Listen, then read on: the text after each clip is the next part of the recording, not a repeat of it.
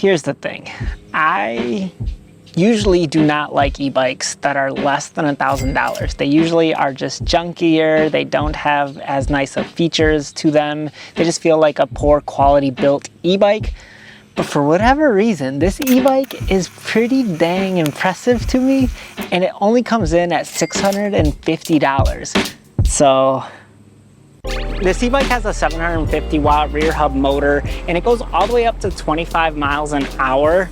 And the nice thing about it is even at those faster speeds, I feel like the pedals still have pretty decent resistance. It has a 7-speed Shimano shifter, but I think because of the flywheel or something, the amount of teeth in it, it just feels like there's more resistance even at those faster speeds, which I really prefer because I hate when my feet are just rapidly swinging around when I'm going faster. Taking a look at some of the things that I like about this, first of all, is that it has fenders on the front and rear wheel here, which I really enjoy those. Keeps you a lot cleaner when you're riding the e-bike. Another thing that's cool about it is that it has this rear rack. Now, I have no idea what the weight capacity is of this thing. It looks like one of my other e-bikes that was around 110 pounds, but I could be completely wrong.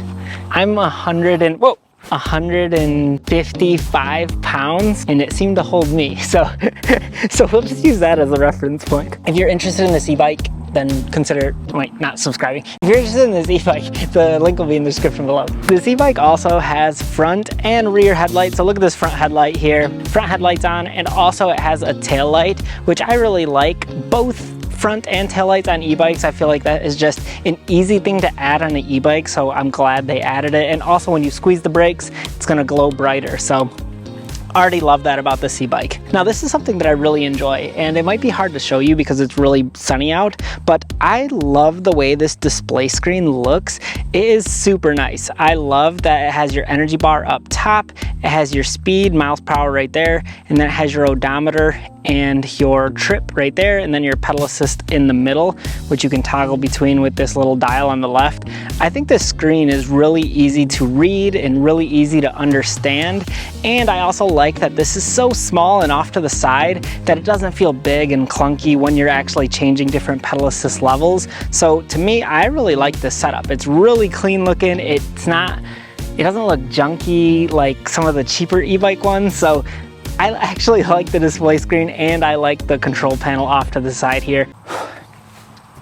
It's warm. I need to catch my breath in between each thing I'm saying because it's like really humid out today. Another thing it has is this quarter twist throttle right here on the side. I don't know whether I prefer this or thumb throttles. Honestly, they feel pretty similar to me. It's probably just a personal preference for you. I could care less whether it's this quarter twist throttle or a thumb throttle, but it has a quarter twist throttle here. Hand grips are just average. It's nice that they come with these paddles, but they're not very cushiony. Hand brakes are just mechanical brakes. Now this is probably the worst thing on this e-bike are the brakes. I feel like it's a gradual stop with this e-bike. It doesn't stop you right away on a dime. That's why I personally like hydraulic brakes. They just feel like they work a little bit better and are more responsive.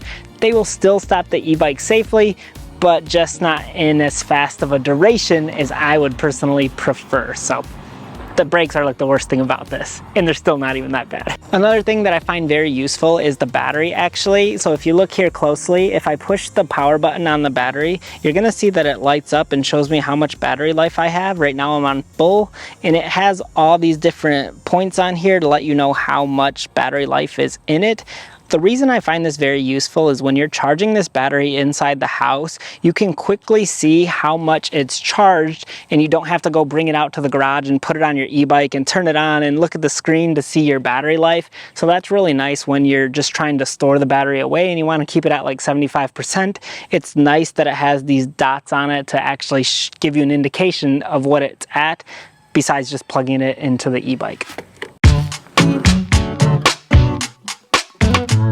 When I was riding this e-bike, it felt like it was a very smooth ride because it has fat tires on it, which is really nice for suspension, and it also has 80 millimeters of travel on the front suspension.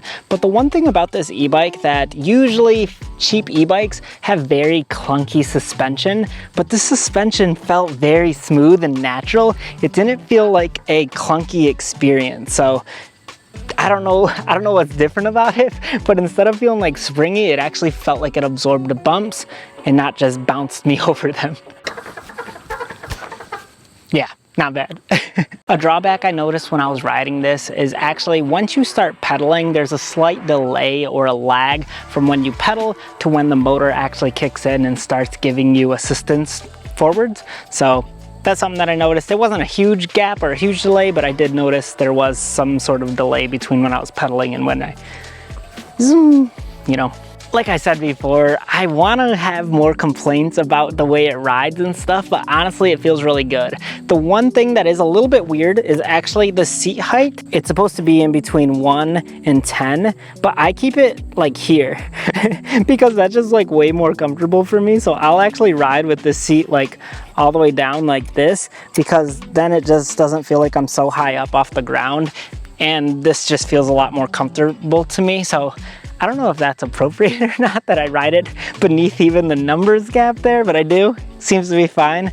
I probably shouldn't go above 1.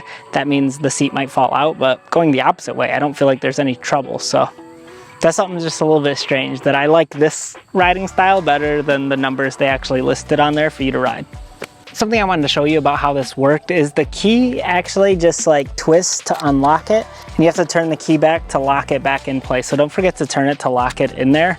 And that leads me to actually talking about one of the other maybe downfalls about this e-bike is it doesn't quite have the nice sleek appearance of some of the more expensive e-bikes, because the battery is just sticking out right here, where a lot of the more expensive ones, it'll be built into the frame actually. This one, they just strap this puppy right to the bar here. So it's a little bit different. It's not as sleek, it's not as maybe cool and sexy, but it's functional. It gets the job done. I can still take it out and bring it in the house really easily. So it's not a problem. It just might not look the nicest. But overall, I'm honestly pretty impressed with this e-bike, because I feel like it's a great value for the amount of money you'd be spending on it. If this was priced at like $1,500, then I would say, maybe not the nicest e-bike you could get for your money. But at $650, I feel like, man, there's not a whole lot of stuff I can complain about with this e-bike. So those are my thoughts. If you are interested in this one, I'll put a link in the description below for you to check it out for yourself. Thank you so much for watching, and I'll catch you on another one. Bye.